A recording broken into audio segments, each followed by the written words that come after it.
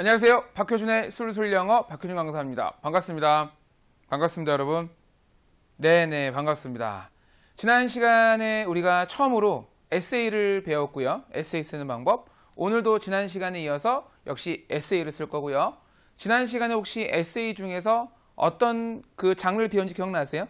어떤 문을 배웠었죠? 어떤 장르? 그렇죠. 설명문을 배웠었어요. 그래서 오늘도 설명문을 이어 쓸 건데요. 지난 시간에 저희가 했던 주제가 뭐였냐면 바로 여러분이 보통 좋아하는 라면에 대해서 배워봤고요. 오늘은 주제가 라면이 아니고 같은 먹는 건데 라면 말고 비빔밥으로 할 겁니다.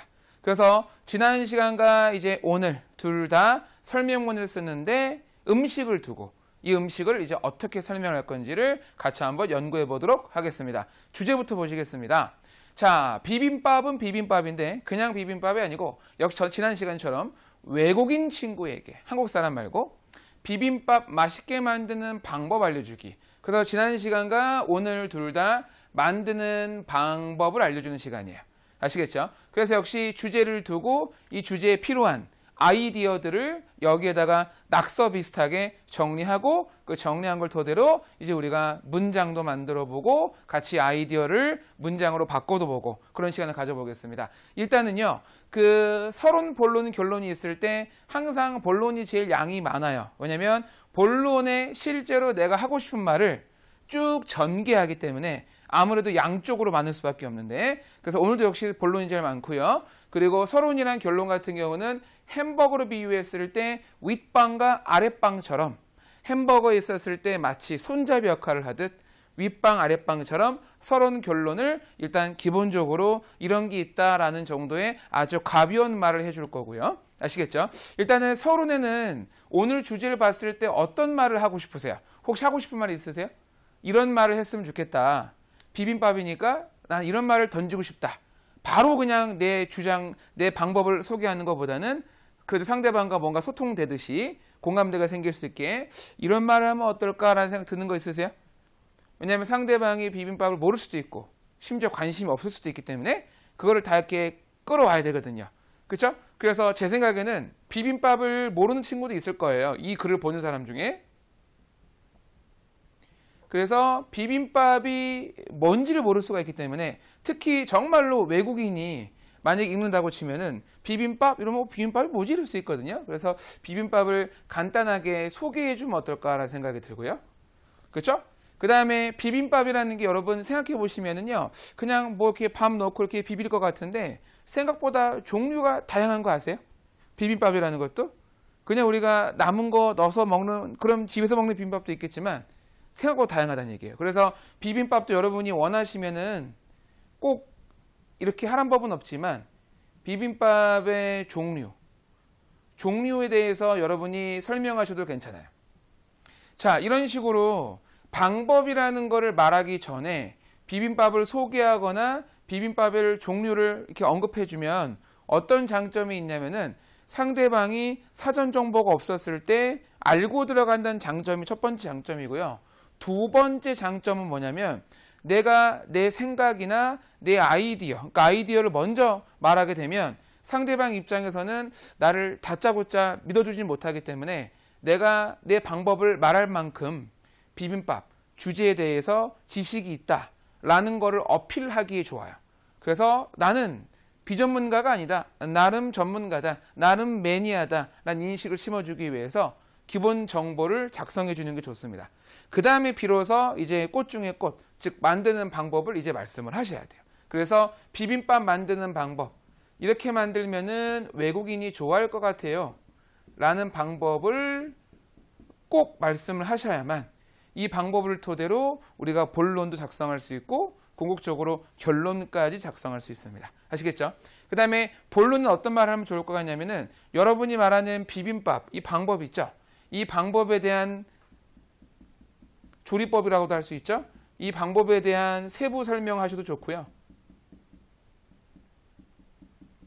방법이라는 게 사실 당연히 어떤 차례가 있고 순서가 있지 않겠습니까? 그거에 대해서 말씀해 주셔도 좋고요. 방법이라는 게 이런 게 있다라는 거.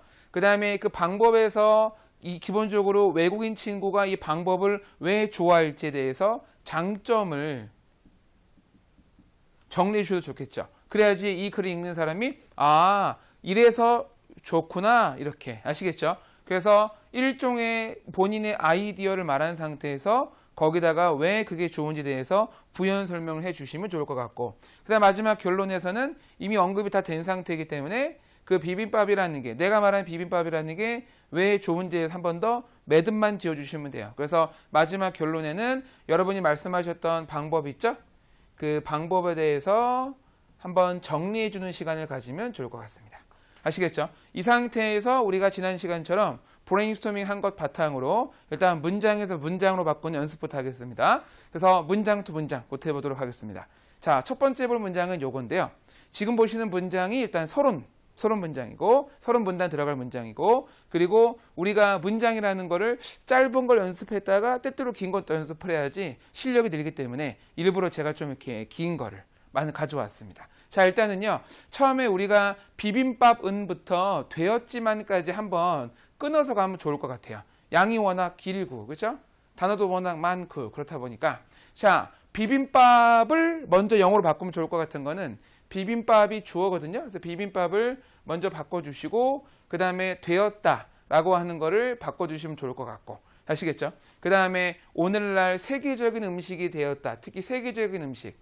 이거는 아마 여러분 입장에서는 동사 다음에 쓸 어떤 말이 될 가능성이 있고. 아시겠죠? 먼저 비빔밥이라고 하는 거는요, 고유명사이기 때문에 저 영어로 괜히 막 뭐 비볐다, 그리고 밥이 되었다 이렇게 바꾸지 마시고 그냥 소리 나는 대로 비빔밥이라고 쓰시면 돼요.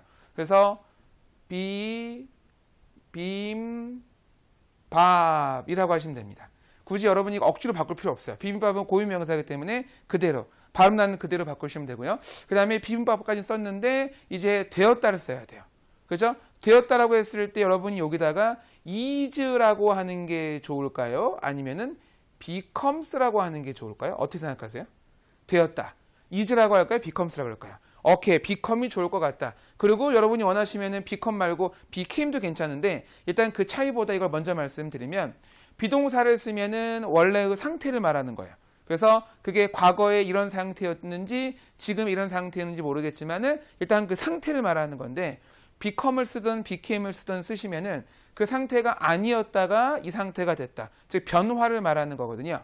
근데 여기서 되었다라는 말 자체가 변화를 말하는 거기 때문에 becomes라고 쓰는 게 좋을 것 같고요. 그 여러분이 비동사가 틀린 건 아니겠지만 일단은 becomes 쓴다고 할 수 있고, 아, 내가 봤을 때 이거는 영어로 바꿨을 때 과거 시제인 것 같다. 그러시면은 became이라고 하셔도 상관없어요.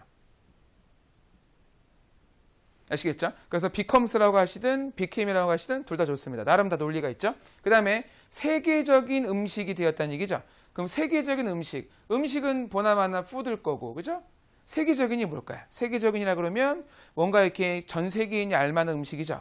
월드 푸드 그런 느낌인데 월드만 쓰기 뭔가 그렇죠. 글로벌 괜찮습니다. 그래서 becomes든 became이든 간에 어를 쓰고 그 다음에 글로벌이라고 쓰고 그 다음에 푸드라고, 음식을 푸드라고 이렇게 쓸 수가 있죠. 자, 푸드는 지금 제가 어를 썼는데요. 푸드는 가산명사가 맞을까요? 아니면 불가산명사일까요? 어를 붙이는 게 맞나요? 틀린가요?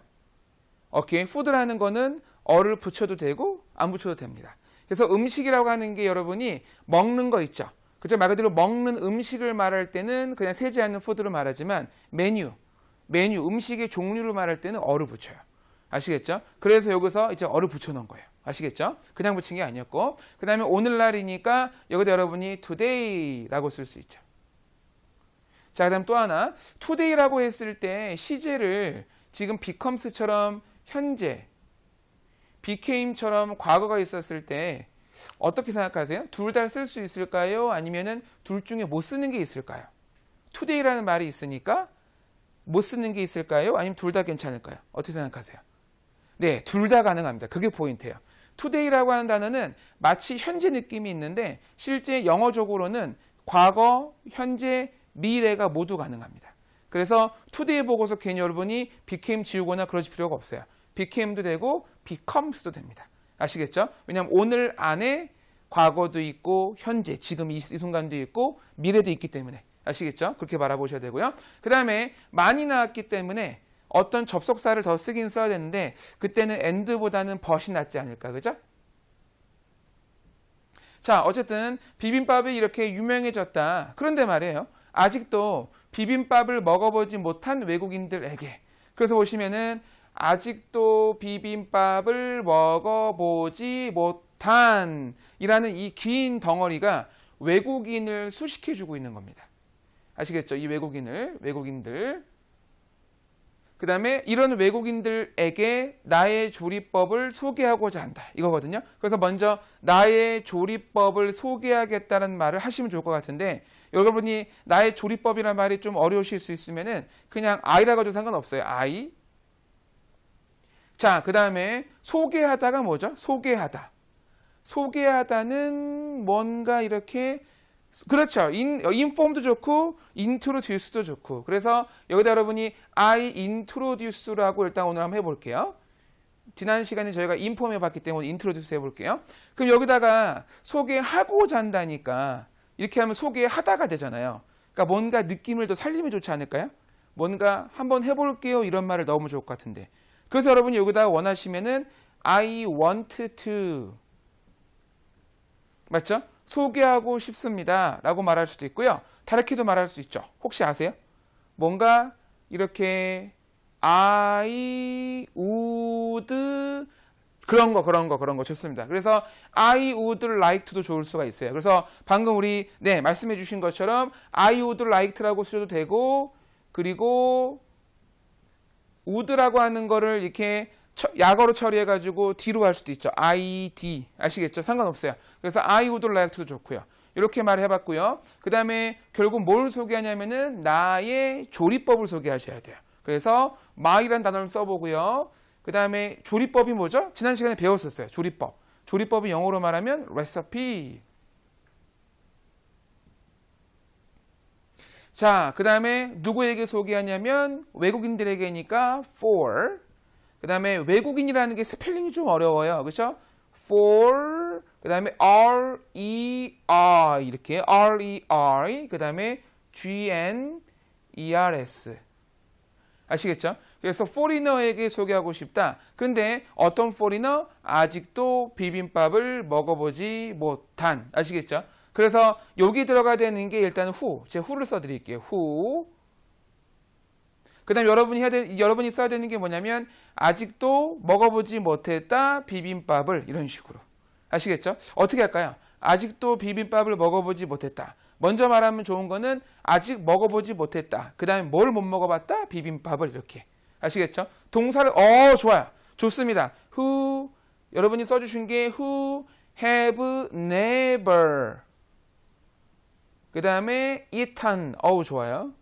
그 다음에 여기다가 비빔밥이라고 안 쓰고 eat이라고 쓰신 거 너무 좋아요. 왜냐면 eat을 쓰신 이유가 아마 제 생각에는 이미 비빔밥이 언급이 됐기 때문에 eat이라고 쓴 것 같아요. 그 다음에 아직도라는 말을 살리고 싶으셔서 yet. 좋습니다. 완벽하네요. 매우 좋습니다. 그래서 이 덩어리가 지금 who랑 결합이 돼서 외국인들을 수식해주고 있는 거죠. 아시겠죠? 그래서 굉장히 긴 서론이에요. 그 서론에서 뭘 말했냐면 비빔밥이라는 음식이 무엇인지에 대해서 소개했고요. 그렇죠? 그 다음에 오늘 이 비빔밥에서 내가 말하고 싶은 거는 이것에 대해서 단순히 맛만 말할 게 아니고 나의 조리법을 소개하겠다라고 해서 내가 뭐 할지도 말을 해놨어요. 아시겠죠? 그래서 이렇게 서론이 완성이 됐고요. 두 번째 문장 이제